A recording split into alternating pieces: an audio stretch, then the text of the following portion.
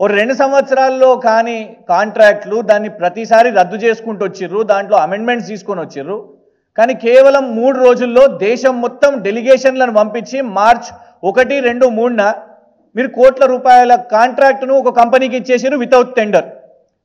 మరి ఈ 3 రోజుల్లో అధికారులు, ఆర్టీసీ తెలంగాణ ప్రభుత్వం అధికారులు ఏ రాష్ట్రాలకు వెళ్ళిండ్రు, ఏ రాష్ట్ర ప్రభుత్వాల అధికారులను కలిసిండ్రు, ఏం రిపోర్ట్లు ఇచ్చిండ్రు అని దాని డీటెయిల్స్ అడుగుతూ ఆర్టీఐ పెడితే దాని మీద సమాధానం వచ్చింది.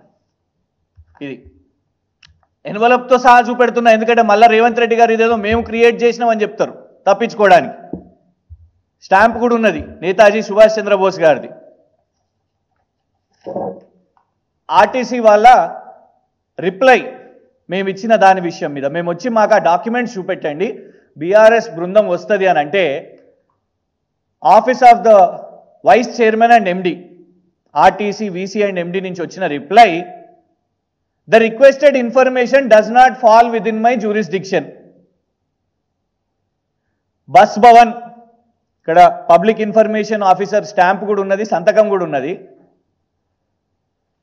ఇవాళకి 10 రోజులు మేము సమాచారం అడిగి దీని మీద ఇది మా జ్యూరిస్డిక్షన్లో రాదు అని చెప్తారు. లెటర్ ఆఫ్ ఇంటెంట్ ఇచ్చింది ఎవరు, ఆ కాంట్రాక్ట్ ఇచ్చింది ఎవరు? ఇగోండి ఆఫీస్ ఆఫ్ ఎండి. మీడియాకు ఇంత పెద్ద 4 పేజీల వివరణ ఇచ్చింది ఎవరు? Office of MD.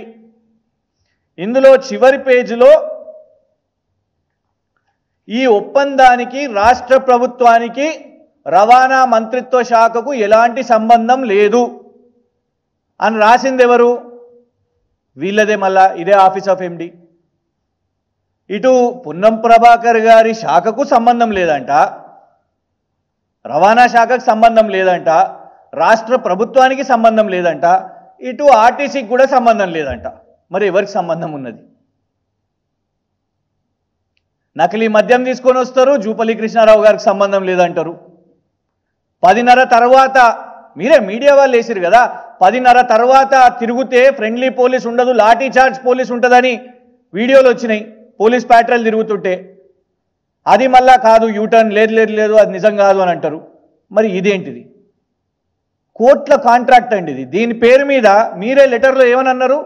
ఉచిత టికెట్లు, మహాలక్ష్మి స్కీమ్. దాన్ని అడ్డం పెట్టుకొని స్కామ్ చేస్తున్నారా, ఫ్రాడ్ చేస్తున్నారా?